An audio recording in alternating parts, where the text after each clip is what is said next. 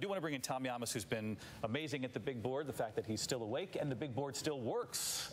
Juiced up. It does not give up. And ready to go. Take us through some of these battlegrounds and the votes remaining tonight. Yeah, you know, David, there's been some headlines. We've inched a little bit closer vote by vote, especially in Pennsylvania. The latest news is Joe Biden is still on top, but his lead has grown. He's now up by 28,000, nearly 29,000 votes. We still know there are about 81,000 ballots that still have to be counted. In North Carolina, this is going to be a while, and patience when it comes to North Carolina. The president is up there. There's 116,000 ballots that still have to be counted, but they've let us know it's going to be a few days. As far as Georgia, that was another headline we had today. Joe Biden on top by more than 4,000 votes.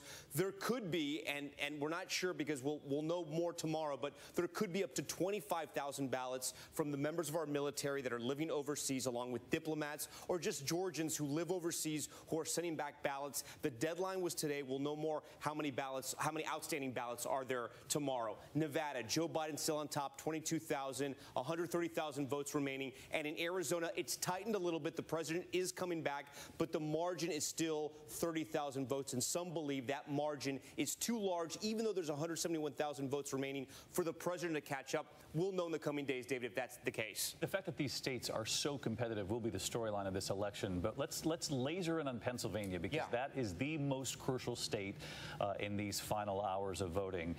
Because Pennsylvania, as we've been saying all along, if Joe Biden wins Pennsylvania, he gets the White House. It takes him right to 270.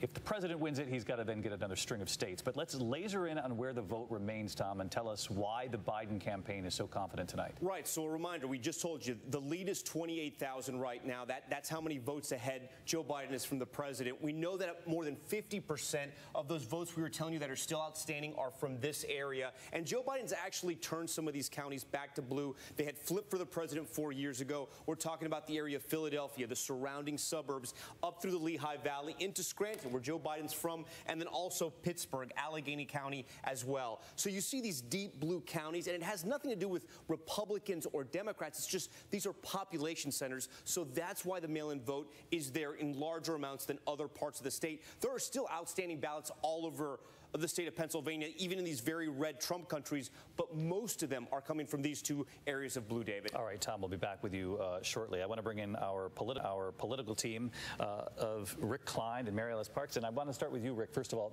let's do a breakdown, because all of America wants an answer. They're with us on a Friday night, and the key state, again, is Pennsylvania. As Tom just said, 81,000 ballots, these mail-in ballots, and then in addition, upwards of possibly 100,000 or so provisional ballots. The mail-in ballots, as Tom points out, from Allegheny County and from Philadelphia County primarily. That's right, and then you add in these provisional ballots, which are from all over the state, including some bluer areas. So there's reason to think that that's going to track what the statewide totals are. But because of COVID-19, there's a lot of reasons to be skeptical about exactly what the numbers mean. The thing is about provisional ballots, that's what happens if you go to the polls and there's some question about your eligibility, some question about your identification. You're given one of these ballots, you get to vote, and they put it to the side. And then they decide later, the election officials decide, are we going to count it or not?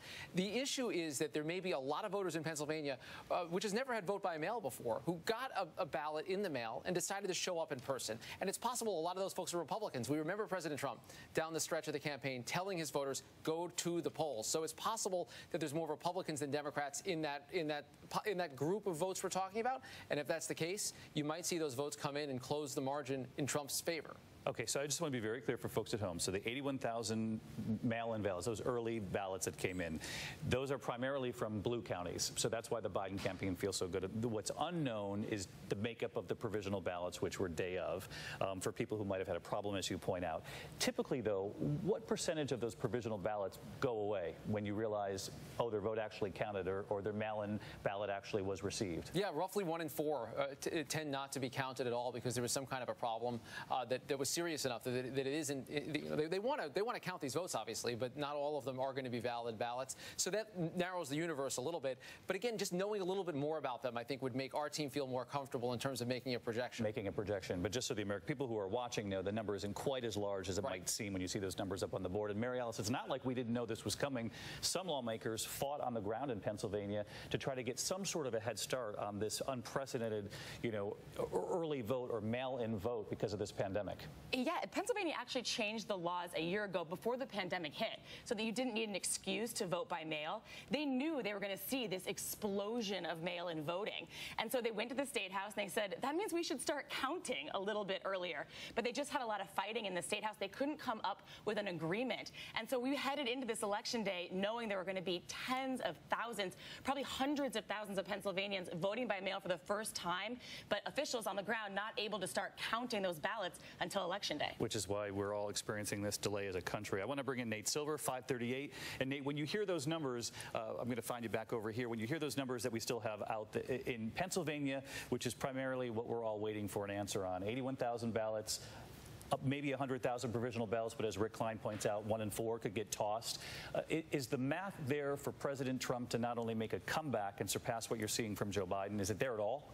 No, I think it's not there at all. And the reason why is that Trump's deficit's going to grow when you count the additional mail ballots in Pennsylvania, maybe from 30,000 now to about 70,000. So even if you got 85% of those provisionals, which I don't think he will, it might actually lean toward Biden. There are a lot in Philly, for example, then the math doesn't really work out. I mean, we're in a weird phase now where different types of ballots are very different. In Philadelphia or in Pennsylvania, even in red counties, the mail ballots are pretty Democratic. And so you just know that Biden's lead's going to grow. It's like a mathematical certainty.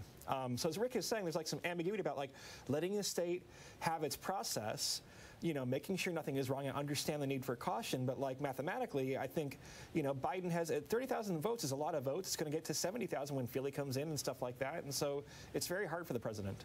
All right, Nate Silver with us every step of the way. Nate, thanks so much. And when we come back, Senator Chris Coons, known as the Biden Whisperer in the Senate, perhaps will have some information for us when the Biden team thinks he'll have an answer on this right after the break.